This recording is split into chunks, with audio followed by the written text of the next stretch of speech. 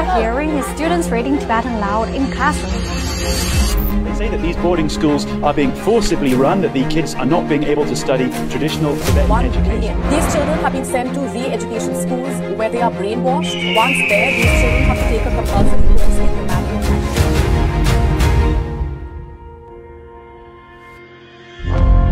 In recent years, how China is forcing 1 million Tibetan children into boarding schools for assimilation has made headlines in Western media. In August, it even became the basis for a new round of US sanctions on China. To verify the facts, we decided to visit boarding schools in the region. One of the key claims in Western media is that the students are required to abandon their Tibetan cultural traditions and are compelled to learn Mandarin at school. So we have come to this boarding school and we can check the curriculum here. And not only they learn Mandarin, they also learn the Tibetan.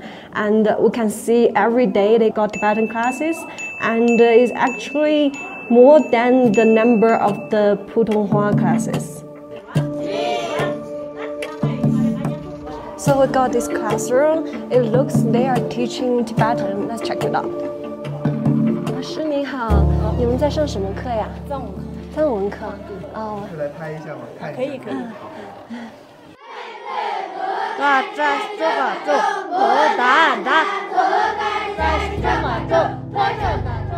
呀，点这种而已，你看嘛的。藏文教研室。藏文教研室就这里。好的。哦。那现在6年级一个星期要上多少节藏文课呀？我带2个班，所以有20多节。那平常他们除了学藏语，还学哪些藏族文化相关的课程吗？还有那种作文、藏文的那个字体方面。就相当于书法课。对，书法课。还有藏文那种朗读也有。朗读。你们有多少个藏语老师？藏语老师的有20多个。那跟汉语老师比呢？汉语老师的话只有2、3个。是吗？那反而藏语老师比较多一点。Outside the classroom, the county's deputy chief agreed to talk with us. 我们平时都是用双语交流，一个是我们要学好普通话，同时我们一定要学好我们当地这个民族历史，我们当地的语言文化，这是非常重要的。藏语课呢，必须要用藏语来上课。功能课里面，我们教你藏族的这个文化学科，藏族的这个书法课，还有藏族的这个历史、舞蹈等等方方面面我们都设立一些功能课。因为我们作为一个藏区这边的话，我们这个民族历史习惯方方面面，还是小朋友要从小要养成。On campus, we met a group of students just after class. We asked how they feel about studying in this boarding school. 这是寄宿制学校，听说你们每个学期都要在这边待好几个月。对。是吗？那你会觉得来这边上学比较辛苦吗？上学累不累啊？不累。不累，好玩吗？好玩。是吗？然后你们平常上课都上哪些课呀？上数学、科学、语文、藏文的。藏文课也上。平常上藏文课多吗？多。那你平常在 Students also showed us their dormitory and canteen. 你是前面好，走慢一点。还是2个？好干净啊，被子叠得好干净啊。You can see it's cozy and tidy, unlike the inhumane or degrading environment described in Western media. Boarding schools play an essential role in providing quality education in this vast yet sparsely populated land. 本身是我们这个牧区，它的居住环境就在一个村里面，一个户与户之间都是有几十公里、20-30公里。难道他们中午的时候骑着摩托车过来取小孩，完了之后给他们一些中午的照顾，完了之后还要送过来，那他们的生产生活怎么办？那这个路途安全又怎么办？小孩的教育又怎么办？ Some scholars have compared the development history of boarding school in Tibet with the data of boarding schools in other provinces across the country. The result shows that places with a high urbanized has lower number of boarding schools. On the contrary, low urbanized places has higher number of boarding schools. It means the percentage boarding school has nothing to do with Tibet's ethnic nature, but with its degree of economic development and urbanization. We talked with the educational chief in Seni district, Nachi City. She shared her personal story to us. This can be an example of how boarding schools in Tibet have improved lives. 我的话，小时候是在那曲读书，享受了国家的一个好的政策，就是现在咱们有内地西藏班，也是寄宿制。我在祖国内地转了一圈回来，我再为西藏服务，我觉得更好呀，因为我见识了更大的世界。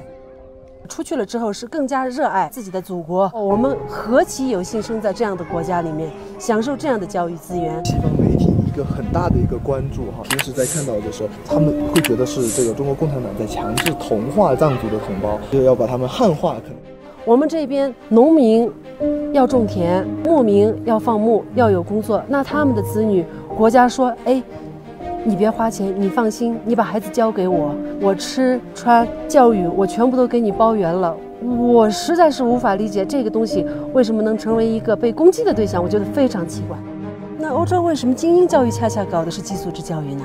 现在我们更广大的学生能享受到优质教育的时候，为什么又能提出来这个话呢？这不是典型的双标吗？ The teachers believe learning Mandarin is as important as learning Tibetan because it opens up better opportunities. 如果小孩初中一毕业，他万一考上内地的一些好的一些学校，那他不懂一点普通话的话，跟其他的老师也跟其他的一些同学根本就没办法交流。其实学习普通话是让他们得到更好的、更优质的发展的机会。对，是这样的。我就觉得他们肯定没有更深刻去了解、体会这些内容。 也没有考虑到将来的小孩的一些前途啊之类的，所以肯定会说这些胡言乱语。 After our on-site investigation, I wonder how this 1 million Tibetan children narrative came to be. We delved into hundreds of reports from media outlets such as the Wall Street Journal and New York Times.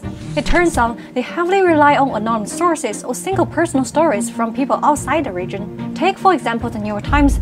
1 million Tibetan children in China's boarding schools tells the story of Jialo, a Tibetan separatist. We looked on Google Scholar and in Chinese academic databases, but we couldn't find any academic publication from this so-called expert. But he's actively churning out articles endorsed by the Tibetan separatist movement. He seems more like a mouthpiece for these organizations, kind of like Adrian Zhang, who is known for being a manufacturer expert on Xinjiang.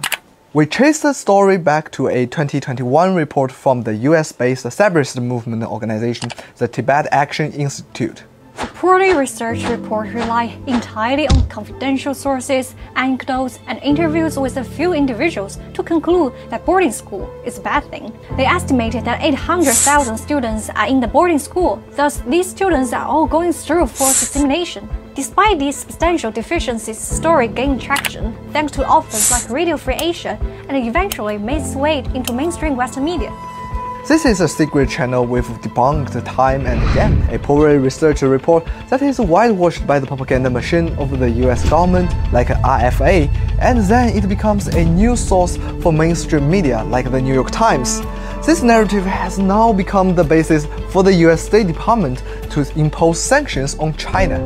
It was a long history how boarding school used as a method of assimilation in United States, Canada, South America, etc.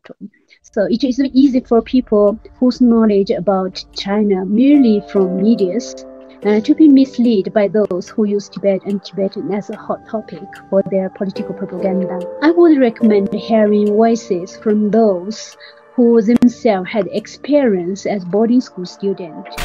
It seems the Western media did not prioritize accuracy and desperately needed a new angle to discredit China, but these lies were challenged by real on-the-ground reporting.